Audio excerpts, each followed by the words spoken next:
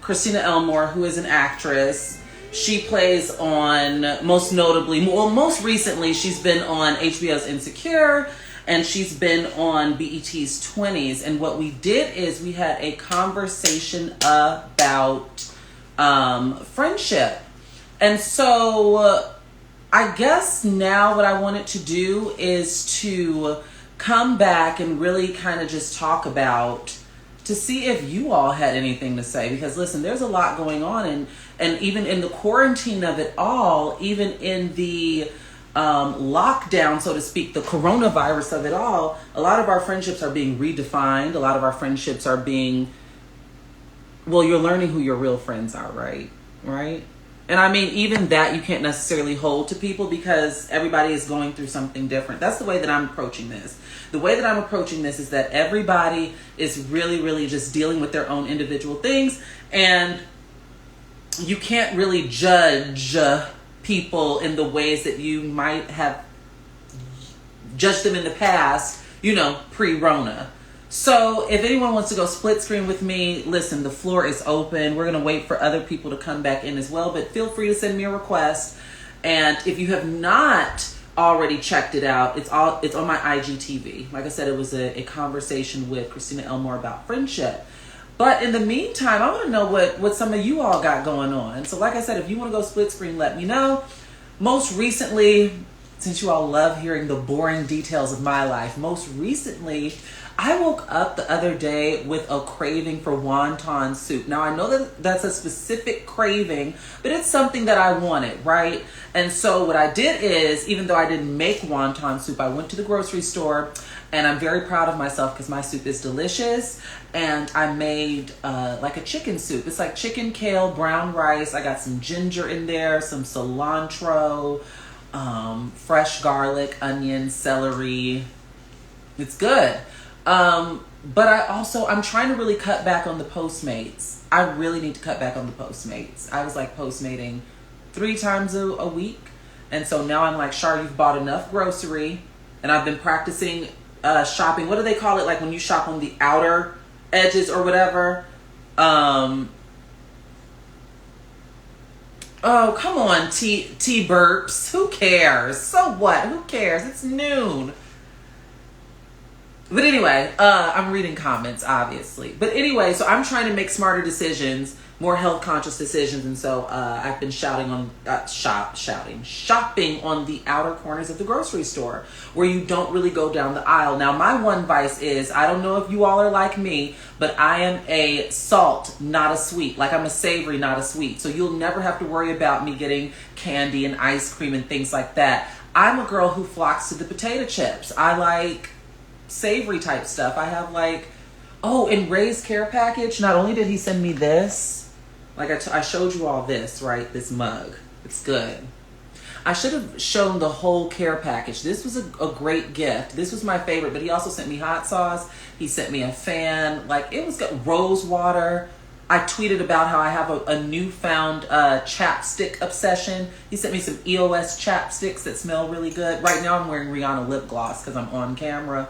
But let me tell you, as soon as this ends, I'll be washing all of this off, probably putting on some loungewear, and the chapstick will be on. So that is what this week has been for me. And Ray, thanks for, I was just telling people about, going through your care package. But yeah, if anyone wants to go split screen with me, you're more than welcome to. Like I said, we can talk about Christina, or we can talk about the week. We can talk about WAP. I'm not done talking, and you all better take advantage while you have an hour with me left, because when I'm gone, okay? I got things to do today. But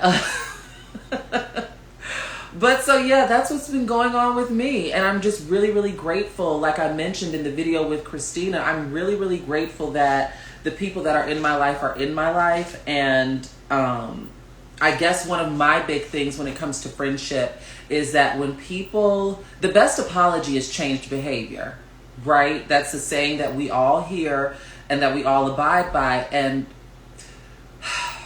I guess it goes hand in hand with minding my business. But if someone apologizes to me, let's say that you have a friend that is a liar, right? and they lie like an egregious lie on you. This is just an example. And they apologize for it, and they have changed behavior as it pertains to you, but you know that they're still out there egregiously lying on everyone else. How do you navigate something like that? Like, friendship is so not black and white as we tend to romanticize and place it. Friendship is so nuanced. And I really, really loved what Christina said with it being something like friendship. We really need to look at our friendships as another relationship, because that's essentially what they are. Every friendship that you have with someone is another relationship. And what she said in that conversation for me that really stood out, one of the things that really stood out was how we have these bonds with certain friends, right? Like these like real like intimate bonds, and then other friends it feels like we're casually dating. Now, does that make them any less of a friend? No. Does that make the friendship any less valid or worthy or present? No. But I think it is important to differentiate the two. And it doesn't mean, because keep in mind, this is a gray area and it's full of ebbs and flows. That does not mean that the friend that you have like a really tight bond with might not one day become the casual friend, or the casual friend might one day, that relationship might grow into y'all being like this. So come on now, keep living. I think a lot of us set so many, and I know people personally like this in my life, they set so many definitive titles on people, and that is what can potentially lead to more destruction and miscommunication. Like, I know people personally in my personal life who they say, you know, like, this is my best friend, right? I'll put it this way. There are people that I know who have been best friends since they were kids. And I personally don't think that sometimes, well, not always, sometimes you can keep that same best friend. But life is so funky in the way that some people are held prisoner to an expectation that they can no longer provide to you. You get what I'm saying? Like, and I think giving people definitive titles like that can sometimes, it strips people of agency when it comes to accountability. That is what it does. I think that's the best way for me to put it. Like, I can't hold you accountable in the way that I want to, or have hard conversations with you, because that's never been what our friendship has been like since we've been best friends since we were 12. And I don't feel like introducing this, you know, new method to you. It's something that, and I feel like I'm struggling to articulate this because I ain't trying to spill no tea, but it's something that's certainly, it's very nuanced. It's very, very nuanced. If any of you all have had a long-standing friend, you know how this thing can be. You know how sticky this thing can be. Much like I'm a girl, you all want to know a secret? I'm a girl who recently returned to seeking romantic relationships. If you've listened to Kiss and Tell, or if you know me personally, then you know that I have not dated. I mean, well, I've went on dates. Like last year, I think I went on maybe 3 or 4 dates. But I had sworn off dating apps, because dating apps they just don't agree with my spirit, y'all. They work for some people, but I have this fundamental belief that they don't work for me. And that's because of my own troubled experience on dating apps, where I've dealt with either extreme fetishism or extreme rejection. There was never any middle ground. Either way, I was being stripped of my fundamental personhood. I was being stripped of of just being. Like, that's just what it was. And that's not to take away from other people's experiences, but I know people that have found like solidified, you know, not partnerships, but yeah, I'm going to say partnerships from dating apps. One of my good girlfriends, every guy that she's dated within like the past decade, she told me that she met on a dating app. And she's not having little fair weather relationships. She's having like, you know, they're together like 2-3 years, like these guys that she's dating. So recently, I won't say the app, but recently, and this is all inspired by 2020 and having to deal with long-standing loneliness, I did sign up for a dating app. I did it. And one of my friends who is familiar with dating apps, this is a guy now, I'm not talking about the girl, but the guy helped me craft out a bio. Because if you're like me, you have trouble talking about yourself. Like, I have trouble talking about myself in the context of like a dating app bio. What do you put there? What do you say? And so, as someone who's seasoned in dating apps like he is, I have like a little prompt so I'm not inundated with men saying, what's up? What's up? What's up? What's up? Like, so all my messages don't look like that. And so, yeah, this is new for me. I've been on for a week, which, hello, let's celebrate that. Because any other time, y'all, I would have lasted maybe 12 hours, and that's on a good day. Only because I just get irritated, and I think what a lot of people don't realize, and I'm linking this back to the friendship conversation I had with Christina in the last hour, is that every relationship that you have is work. It takes work. So in my quest to find me a nice gentleman friend, it's like, Shar, you can't give up that easily. And the thing is, in all honesty, I think I haven't been looking in recent years as a means to protect myself. But what I've learned in 2020 and in the Rona of it all is things that mattered to me at 27 don't matter to me as much at 32. Like, I used to be all about my work, and I still am very much so about my work, but I never thought that I'd be a girl actually seeking out romantic intimacy, romantic interactions like that. Because that's never been me. I've never been a hopeless romantic. Never. I don't have time for that. And I'm not one now, but, you know, it would be nice to have someone. That's just the point that I'm coming to. It would be nice to have someone. And so I know that you gotta, what's the saying? You gotta kiss a lot of frogs before you get to your prince. So far, the guys that I've been in conversation with have not been totally horrible. I did deal with this one guy who, okay, so let me tell you so far what has happened within the week. So there was this one guy, the first guy that I ever talked to this week, was basically someone who, for whatever reason, y'all, still came from the school of thought that COVID-19 is a hoax. Do y'all know how quickly I had to end that conversation? Like, this is someone, even to this day, I want y'all to know there are people even in California, it's not a Florida thing, even in sunny Southern California, people still walking around calling COVID-19 a hoax. So I had to end that.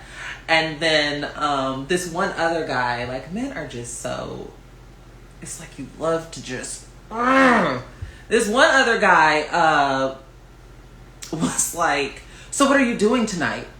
This is during our first conversation. And I'm like I'm at home, like finishing up some work. Because I've had a wild week, you all. A wild week. Things that I cannot talk about just yet. But no, on the work side of things, baby, I'm going to have to tell you next year, I think, unfortunately, because just, I've had a wild week. And not necessarily wild in a bad way, but just wild. Just the fundamental definition of wild. That's what this week has been for me. But, so this other guy's like, Shar, what are you doing? And I'm like, I'm at home. Like, what do you mean? Like, I'm getting some work done, planning for the future, because that's just the type of bitch I am. And he's like, oh, I was hoping we could kick it. I said, all I responded back was COVID-19. And he's like, yeah, but my flight, that's another. So basically what he was telling me is that he was here. We had a nice conversation, you know, cat and mouse on the dating app.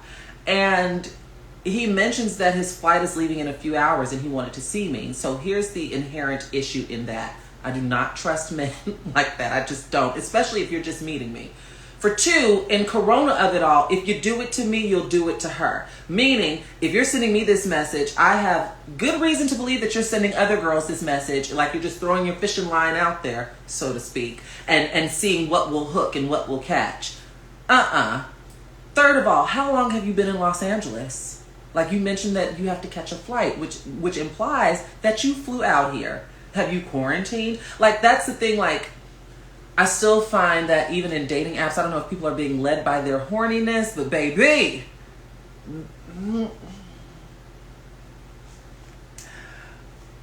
But the funny thing about this guy is, he told me that his flight was leaving and all of this stuff like in a few hours. And so to this day, I bet you if I were to go look at the dating app, it still says 9 miles away. He ain't going nowhere. He was trying to finesse me up out of my drawers. That's what was happening. And then, yeah, it's just it's very interesting. I will be speaking. The event got postponed, but I will be speaking. It's a closed event because I'm only talking to corporate. But for whatever reason, a dating service reached out to me to hop on a Zoom meeting and talk about my experience. Now, what I think is interesting. Thank you, Anthony. These rings are so old. I'm just out of rings. But what I think is interesting in this conversation is that the dating service that reached out to me, I have never used their app, and they know this. But I think they want I guess maybe a testimony as to what it's like being trans and on dating apps. Now, I could have a whole conversation with the girls. I don't know trans men that have been on dating apps because trans men, a lot of them that I know, they always strike out. A lot of them are like married with families. But trans women on these dating apps that I know, that's a whole other hour, right? Everybody has different experiences. I feel like we all deal with universal experiences, but we also deal with very specific, nuanced experiences on these apps. And so I feel like I don't really necessarily even have a dog in this fight when it comes to dating apps because I have not been on a dating app in years. In literal years, which I think I said on another Sundays with Shar. I think it's so strange because there are men that have rejected me or men that I have met through dating apps, some that I've never even met in person. We've just had conversation, and you all know what it's like being a millennial, or not even being a millennial. You know what it's like. I just kicked my light, but you know what it's like in this dating scene. Typically, you exchange social media. And I'm always leery of men that have like 9 to 12 pictures, right? They have like they exchange their Instagram with me and then they have like 9 to 12 photos on their Instagram. I always think that this is like your beta account. This isn't your alpha account. This is the one that you give girls. But so what I don't trust is that I forgot where I was going with this, but I just have a fundamental distrust and oh, that's what I was saying. So there are guys that like from 5 years ago, y'all, from like 2015, who don't want anything to do with me, but still check my IG story. Never say anything, but they're still in my IG story. I don't understand that. I don't understand that because I've been unfollowed them. So what's the tea? Why are you here? Why are you here? It's just been interesting. It's been interesting because I feel like I'm asking a lot of myself right now with returning to, seeking romantic partnership, but it's also a global health pandemic and I'm not risking anything for anyone, especially if I don't know you. If I don't know you or have any type of inclination as to your whereabouts, what you've been doing and who you've been doing it with, and that's not even necessarily on a sexual thing. You could just be out here, I don't know what to say or do. I don't know what to say or do. But I do have some prospects. That's the good thing. I do. And when I say prospects, y'all, I mean the bars on the ground. I just mean men that, have had decent conversation and who are still writing me. Like I'm looking at the little bar, the notification bar at the top of your phone. They're coming in. But I haven't been able to communicate on this dating app within the last hour and a half because I've been on live shooting the shit with y'all. But, yes, James, the iconic line by Countess Vaughn and Moesha, I'm too fly to die. So we'll see how this goes. And hearkening back to another point that I was making about just trans women existing in these spaces, we all have different stories. I know trans girls that have found like are in relationships from guys that they have met on dating apps. What I find is so funny is that there's this one girl. Okay, so once upon a time there was a woman named Shar, and there was also a woman, we'll just call her, for sake of this conversation, we'll just call her Venus. I'm calling her Venus because my disposable razors are on my couch, so that's where I got them. So Venus and Shar were associates and still are associates. Venus and Shar are both trans women of color. Shar is just Negro and Venus is not. That is what I'll say. And so Venus and Shar were in conversation earlier this year, and they discovered that they were on dates at the same time at the same place. And what's funny is my date went horribly, but I kind of went into it, no, like the guy that I was on a date with, I was just like, okay, we could possibly be friends and we're still cool today, but he told me on the date that he does not like women that are smarter than him.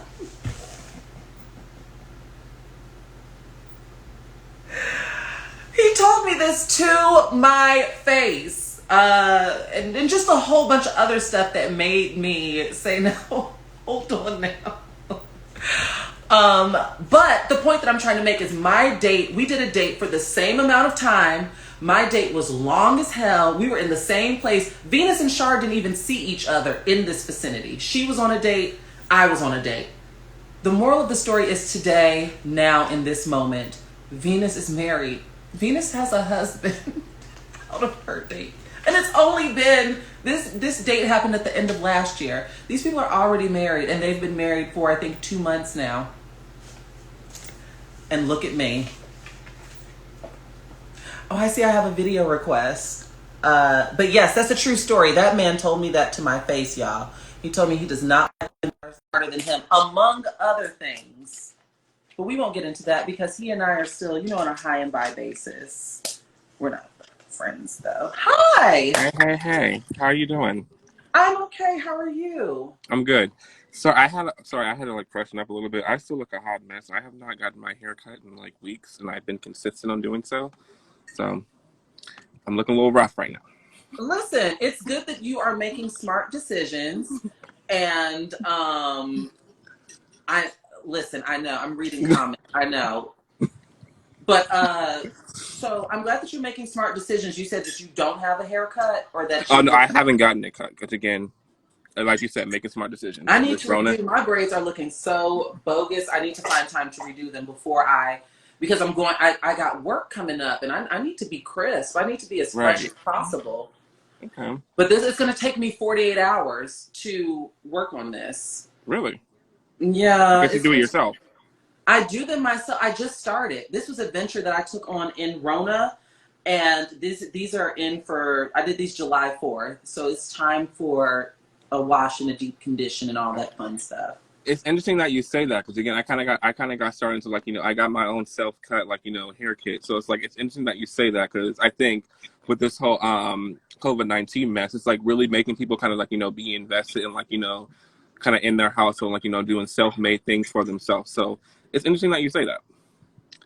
So what's been new with you on this live? I've been talking. Did you happen to catch the last hour that I did with Christina? I did not.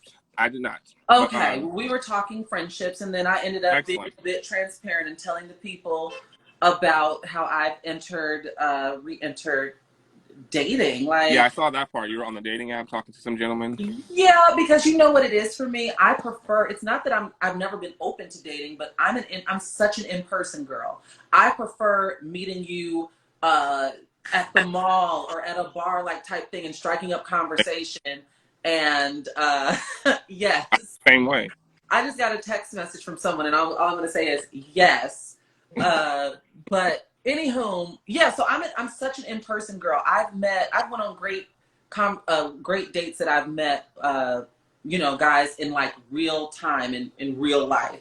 Dating apps have just never been my ministry. They've just never agreed with me. But like I was saying, I don't know if you caught this part of the conversation. Like I was saying, this, just like anything else, just like friendship, just like any other relationship you have in your life, dating takes work.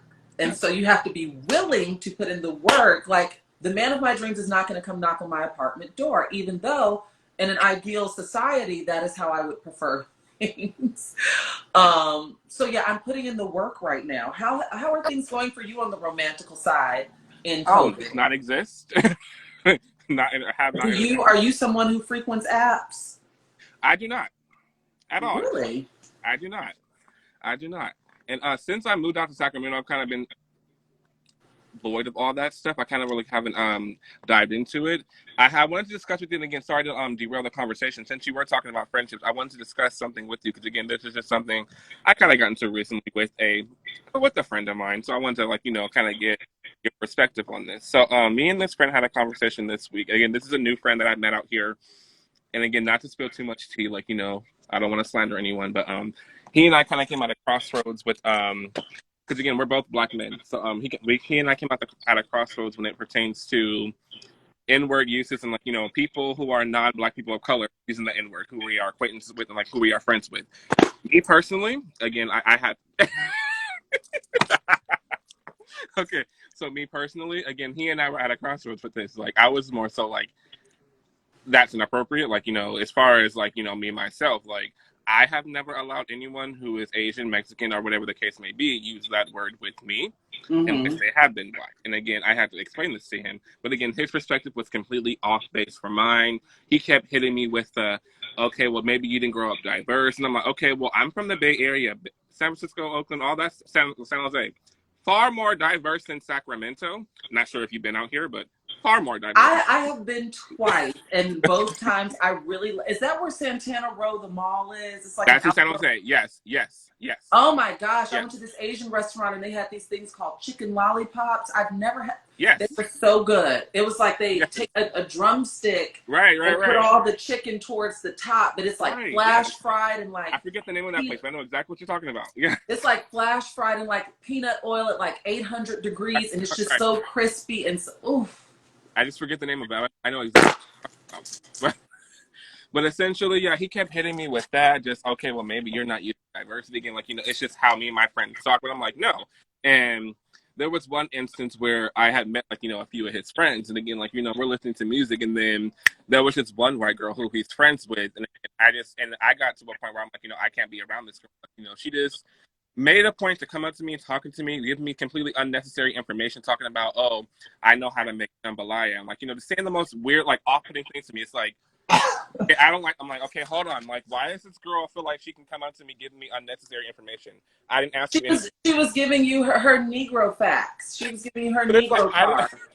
I didn't ask you for any of this shit. Like, okay, like, and talking about, oh, I'm half black. Okay, like, why are you sharing this shit with me? Like, I didn't ask you shit. So you and your friend are having a disagreement because your friend allows non-black persons of color to say nigga?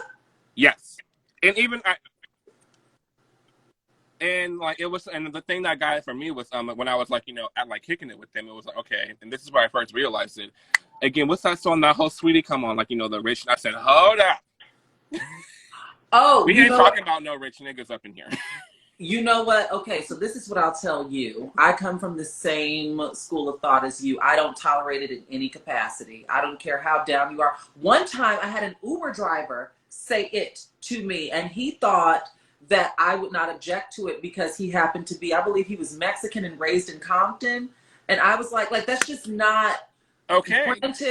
Granted, in Chicago, certain Mexican communities do neighbor and collide with, of course, black and brown, red, because they're sharing that same experience. We know these things. However, no, I called him out like, not in this car, not in this ride. We will not be saying that. Not in my presence. I don't get down like that. I don't care if you're singing a song. One of the things that has really gotten under my skin is, of course, when the Sweetie song would come on, everybody in the club is singing, like everybody. And I feel like a lot of people culturally in Southern California, because there is a lot of intersecting communities and intersecting cultures. Exactly. So a lot of people give their non-black friends a pass that I know. Well, I shouldn't say that I know, but I'm not seeing it being checked. I'm seeing all y'all, we all in the club and everybody talking about a rich nigga, and no one's objecting to... it doesn't sit well with me either, and you all can think what you want to think or form whatever opinions that you want to form, but I don't allow it, not around me. At all. At all. So his argument was that because you did not grow up in a diverse community, you don't understand. And I think with his case, and I think like that's why he was saying that, and again, like, he's kind of like, into like, some of the unconventional things that like, black people are not really into. Again, like, the whole video games, the card games, like, doing things like that. So I'm like, okay, I don't know if like, you grew up in a place where you were picked on by other black people, like you were made fun of by other black people. I'm not sure if you have this inner, like, hatred towards your own people. It seems that way, but I'm not sure if like, you have this inner bias towards your own people. So we're like, okay, like, he played soccer again, like not many, like, black people, play soccer, of course. I don't know, especially out here. I don't know your friend, but it definitely sounds like something's there. But behind that. Sorry, I just got a very lovely notification. But it sounds like something is definitely there, and unfortunately, he won't see it until there's blatant racism in his face. In his He face. will not see it until his friends abandon him or throw him under the bus when when there's a police car behind him. He Get won't this, he see wants it. to be a cop.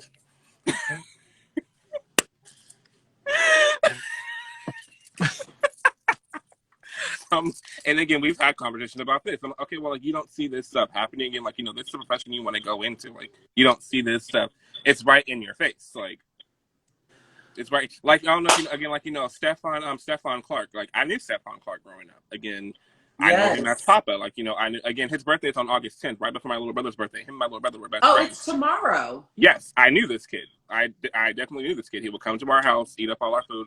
Rest in peace, Papa. Rest in peace, Stephon. And again, we've had conversations about that. I'm like, this is someone like, who is like our brother, who grew up like, alongside of us. And again, you're not seeing, sorry, my phone, my little notification popped up.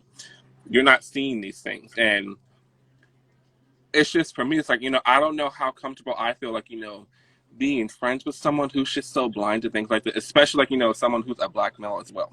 Like, I like, it's just like, okay, it's like, I understand like, sometimes friendships and things like, they have work, but it's like, I can't, and it's like, I can't force people like, to be the same way I am, but it's like, I can't rock with you. Like, if you're going to be around people like this, like, if this old white girl's going to feel like, it's going to feel so compelled to come to me and be like, hey, let me share this unnecessary information about how black I am. It's like, I'm not cool with that. Like, I'm not going, that's So going to sit well with me. let me ask you this. How long have you and this person been friends? Since I met him maybe like, a year or two ago. And it was on some acquaintance type stuff, and like now, like we've got. But again, as I've gotten closer Oh, so to him, I'm learning. this is super disposable. A year or two ago, please. Okay. I mean, I just said, you know what? I take that back. I take that back because there are people that I've met a year or two ago that I've had way more experiences with and way more, I guess, friendship intimacy with than people that I've known for a decade. So I take that Right.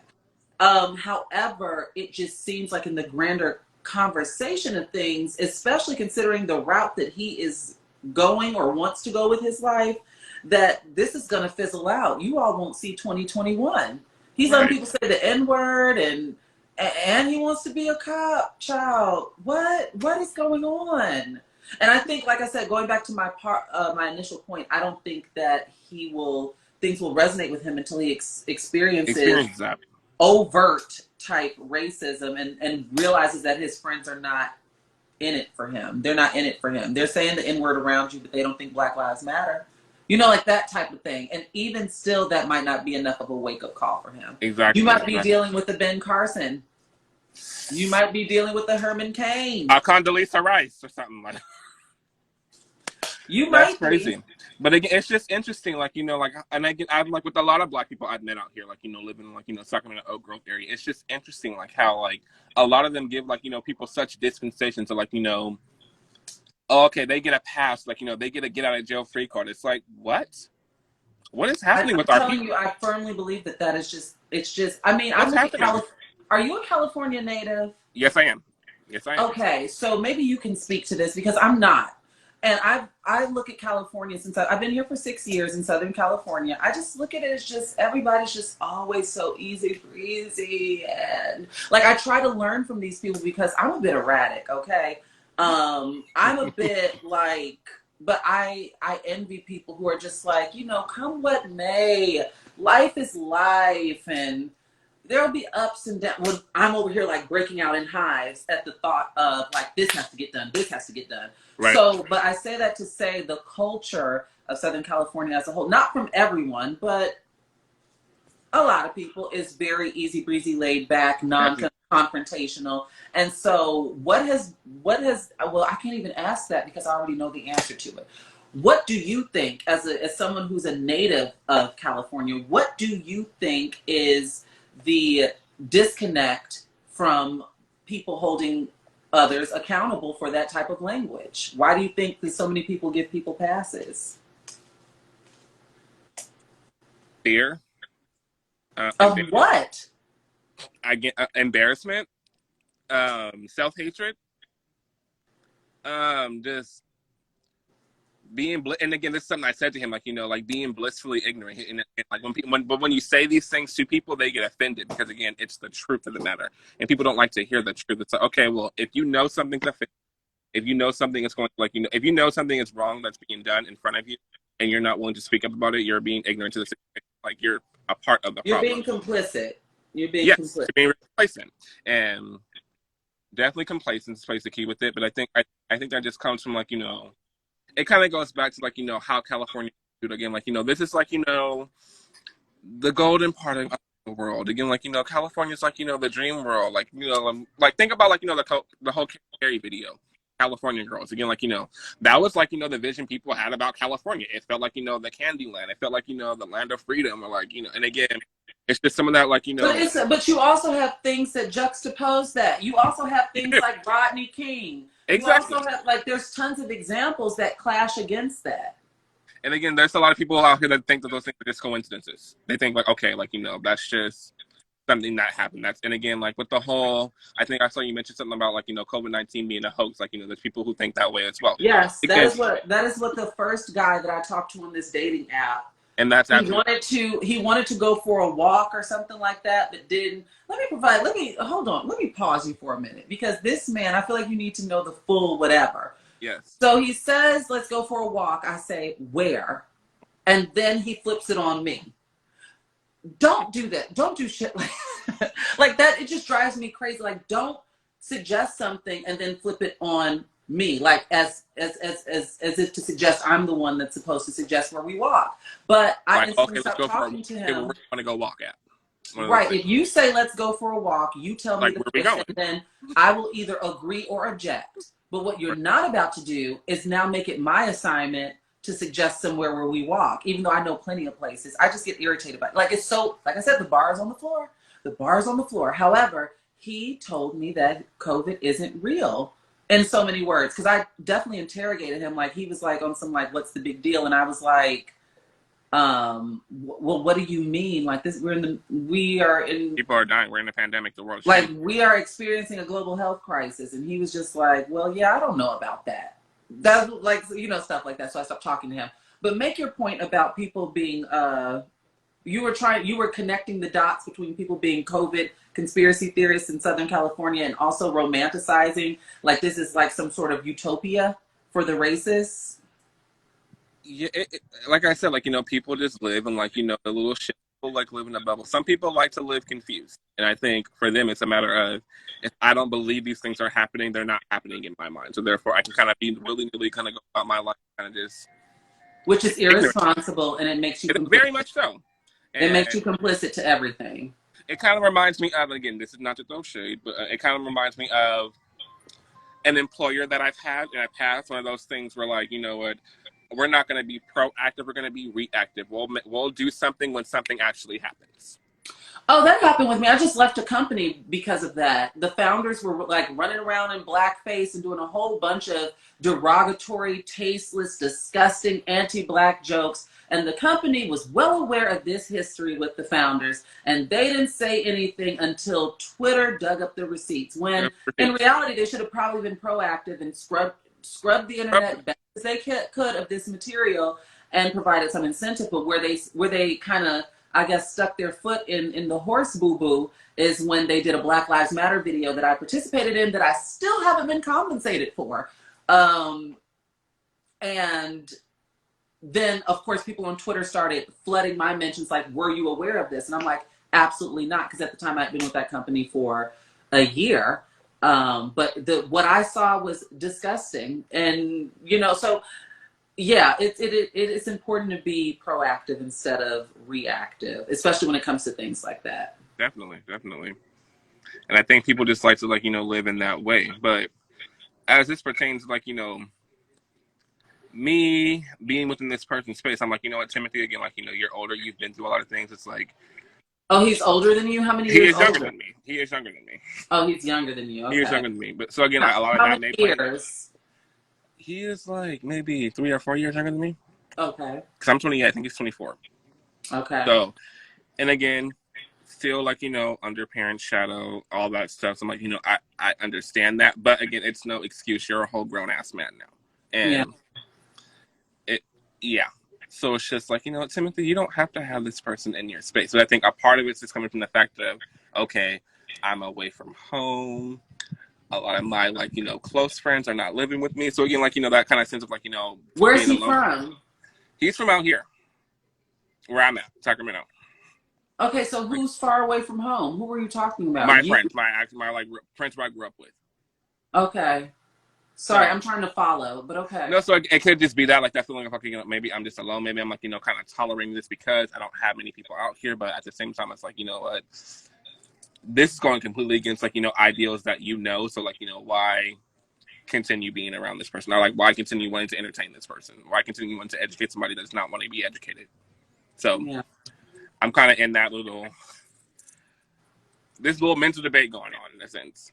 So Well, I mean, not to sound vague, but you will certainly, in time, just make a decision because you have right, no choice but to. You just shared your internal conflict right now with everything that's going on with you and this person. So in time, if a resolution is not met, if there is not, at least you're communicating, because that is what I strongly suggest you go back and watch the last hour that I did with Christina Elmore, because we talk about friendship and how nuanced it can be and how it's not black and white. it's not But a key component, I believe, is communication. And he's communicating something to you, which he's okay with non-black people saying the N-word, and you're communicating to him that you're not okay with that. Especially if, I think because this doesn't necessarily directly affect your friendship, but it then does when you come around his friends and they might be dropping the N-word, or you get accosted by a white girl telling you she know how to make jambalaya and things like that. So it's layers. There are after effects to that decision being made. But and he got so pissed at me saying something to her. I'm like, no, but that's unnecessary information. Why is she telling me that shit? yeah, I Like, mean, that's offensive. I would be offended too. I'm not even joking. I would be offended too. okay, I didn't ask you shit. Okay, good Yeah. for you. I'm still not eating your shit. I'm sorry. Yeah. So, um, like I said, you have your stance on this because, like I said, it sounds like it's an internal conflict. But you will come to. That's the best thing I can tell you. Over time, you certainly will. You'll have no choice. Life will force a Right, decision for you right, because you're comfortable now. And right. unfortunately, it doesn't seem like he's open to changing. Like he was open to hearing what you had to say, but of course, he dismissed that and chalked it up to maybe you weren't raised in a diverse environment. And I think that, honestly, I think that he's telling you what it is right now, and you're choosing to hold on. And that's not me vilifying you or criticizing you, because trust me, we're human. I've Right. done crazy things as it pertains to friends, but you'll be pushed to make a decision Right. sooner or later. You will be. Gotcha. But that was that. Again, that was just another conversation that kind of came up amongst us this week, and I was just like, you know what, yeah. And I kind of just And then left it at that. you know what I would ask? How, like, on the other side, and I'm saying other side with air quotes, on the other side of everything that happened in June with George Floyd and Ahmaud Arbery and Breonna Taylor and Tony McDade and Nina Pop, like, we had an onslaught of anti-black Onslaught. violence in June. How does he still operate in that space? That is what my main question is. How can you as a black man still operate in the space of having non-black people around you using nigga casually on the other side of everything that took place in June, especially? It kind of goes back to what I said about the whole living in the bubble thing. Again, this is a hoax. This stuff's not really happening, etc., etc. Kind of goes back to that. But what's funny is that, again, and this is what, and I more so talked to one of his older brothers, again, who's around my age, and again, completely different mindset. Again, still checks him on the same things. Again, he and I had the same kind of convictions about the entire thing. So it's really interesting. Really interesting. But that's just something I wanted to chat with you about. Kind of get your insights. So thank you for Well, that. best of luck. I appreciate it. Shar. I'll hang out in your little life. But thank you for chatting with All me. right. I think I'm about to start talking about men again. Oh, that's a fun topic. That's a fun topic. I wish I can tell For you. my last few minutes. Yeah. Have a good day, and make sure you play a Whitney song. Oh yes, the one about self-love. I sure will. Bon vivant. All right, have a good one. Bye. Bye. You too. So that was interesting, right? That was very interesting. I You don't play those games with me if you're non-black. Don't play those N-word games with me. They're not gonna fly. Um, but yeah, so if you're just joining in my last hour, which was the flagship hour, if you will, I did Sundays with Shar, an installation that I do every Sunday at 11 a.m. Pacific Standard Time. And this week we had Christina Elmore, who's an actress, and she most recently starred as Marie on BET's 20s and as Condola on HBO's Insecure.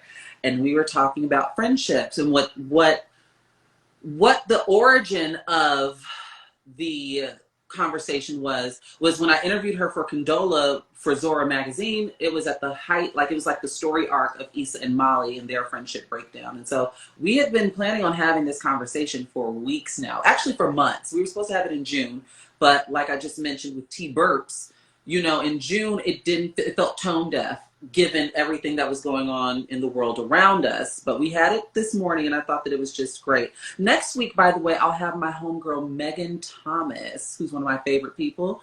Those of you who might be watching this, who've been, with me from the AfterBuzz days, she and I co-hosted Being Mary Jane together.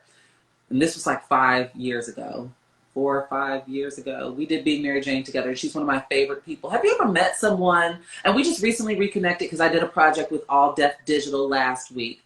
But as it pertains to Megan, and I'm going to tell her this, I've always told her this, but have you ever met someone that instantly upon meeting them, you're like, wow, she's got it. Like she's got it. That's how I felt upon first meeting and working with Megan Thomas. Like I instantly got that like it factor type feeling from her. So I'm very, very excited to have the opportunity to be in public conversation with her next Sunday. And yeah, this hour, I was just on here shooting the shit.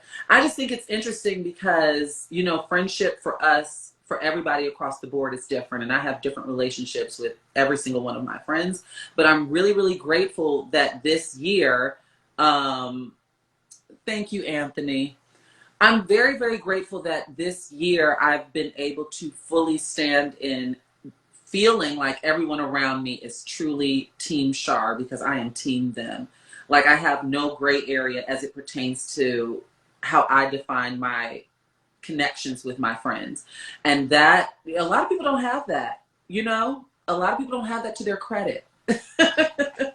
They still have some holes or some questionable friendships, but I can say with full confidence, I don't feel that way. And it feels good to have those clear-cut boundaries as to who I define what as and who I can show up for and who shows up for me. So that's a good conversation to have. And I hope that you all share it, watch it, give me your feedback. I'm looking forward actually to your feedback because the comments were jumping. That question box was jumping. And that's my big gripe with Instagram Live is that when it goes to the IGTV, the comments aren't there. And the comments are sometimes necessary for people to get the full context and the full gaze of what the conversation was. So when the comments aren't there, it gets kind of ugly. But yeah, thank you, Ray. I always love and appreciate your support. I really do. Thank you. But yeah, so what I was saying is what I can appreciate today is that I've had such a good August. I've had such a good tail end of July that now I'm able to show up for my friends. I was feeling a little guilty in that I felt like I was leaning on my friends so much in June. Y'all, I'm not joking. June, when I put my calendar up, when I said, choose the month, it's my most recent Instagram post. Check it out if you haven't. But I tried to pick photographs that were as accurate, like the most accurate depiction possible. And I picked June, even though that still isn't from June, but I picked June because that photo, that little still that someone captured from that Instagram live is truly how I felt. June was just awful for me. And so that's where the complication came in that I felt like I was leaning on so many of my friends. And by the grace of God, they were my friends. They showed up for me. Time and time and time and time and time again, even when I thought that I was just being a burden and assigning that to them, right? Giving them, I was having conversations without them even being included. Like I was coming to definitive terms like, let me not call so-and-so today about this. Like, this is really bothering me. And I want to talk to so-and-so about this, but I don't want to because I'm sure I'm getting on their nerves. When that's not the case, even though I should note people will not explicitly tell you typically when you're getting on their nerves. We should note that. But, that's not always the case. And so it goes hand in hand with communication. And I'm just so grateful that now I can return the favor. Should any of my friends be going through a half of what I went through in June, I can now show up for them because I'm in a good headspace. I'm in a good mood.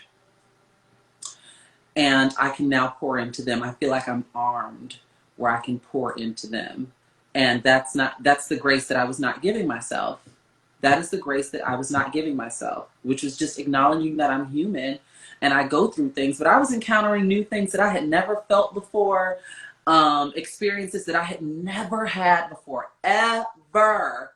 But that's life, because we're always going to encounter feelings and instances and things that we've never encountered before. That's literally just part of life.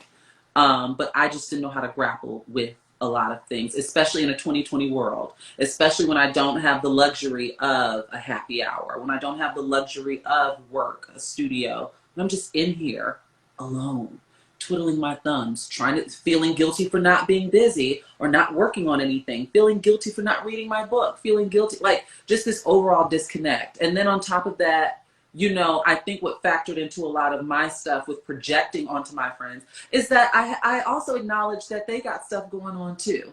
So you don't have time for my stuff and your stuff. Also, I'm a freelancer. A lot of my friends are not.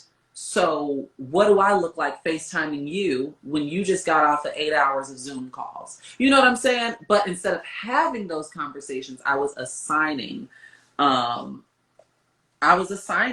those feelings. I was making the choices for them. And I'm sharing this because I think it's important, because doing things like that, which I think is a natural human default, because you got to read the room, but still you got to also have conversations. And doing things like that can be detrimental to your friendship. You just got to be honest and tell people, say it like you mean it. Ray is saying that he's never had a friend who didn't want to lend an ear that you didn't want to lend an ear to when they needed one. Me either, honestly. And I never thought about it that way, right? I never thought about it that way. I could be dog tired, irritated, whatever. And if a friend needs me, I'm typically there. 9.5 times out of 10 there, always with the listening ear. But I also love what Christina talked about, how we want people to know that we're good friends, right? So we do these deeds, but sometimes, or we engage in these conversations, and sometimes, if you're not careful, it can tap into ego, and it becomes about you instead of you doing a good deed just because you love and respect the person. Now it's about you and you getting your proverbial pats on the back. That's why it's important to stay present. I'm present in everything. Last week Shar says so Shar Sundays with Shar, when I was at the Airbnb, I was present. I was in the pool, and I remember thinking, Shar, we don't know the next time we gonna be in the pool. This is our first time in some water all summer. We don't know the next time we gonna be in the pool. Sit in this moment. And I think that's what's also helped propel things like hallmarks in my career, is that I have not taken anything for granted. There's rooms I've been in, whether things have come from them or not. I was up for tons of different shit I didn't get, but I've always been present. Like, oh my God, this person's emailing me. Oh my God, I'm in the room. Oh my God, here comes Angela Bassett down the red carpet. And I try to be as present as I can, because you just never know You're here today, gone tomorrow. That's why I had to limit the people I consider friends. I realized I was a sounding board to a lot of people. Yes, that is true. That's happened to me as well, Martin. Like, yeah, that is very true. That is very true. You got to watch out for that friend vent dump, as I can call it. Performative friendship can be toxic.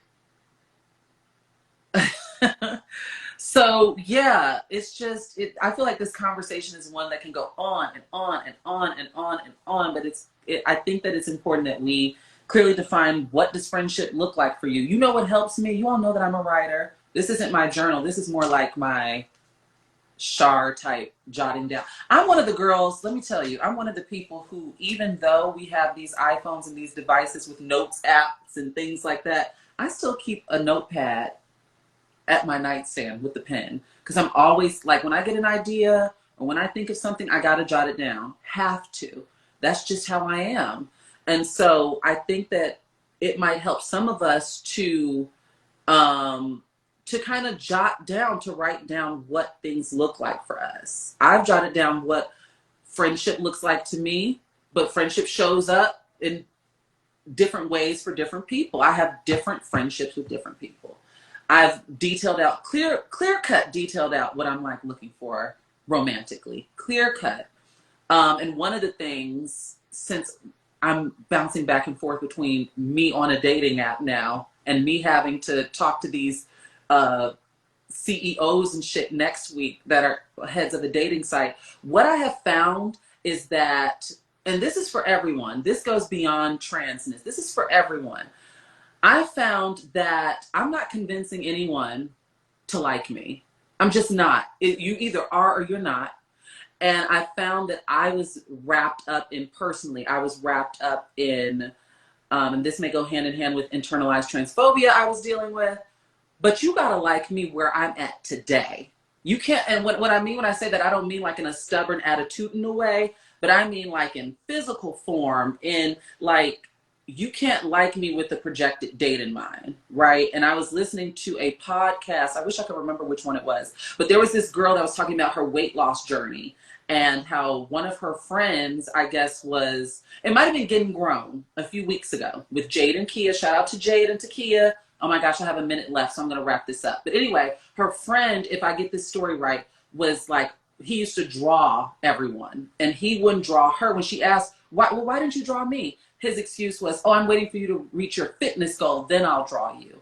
And in that moment, like, he didn't realize how insensitive that was. But in that moment, it's like, I deserve to be seen as I am today.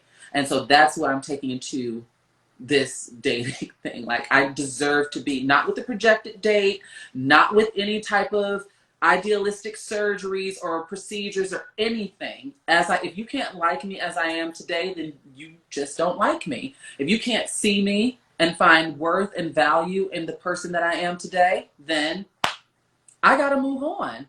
We can't bank on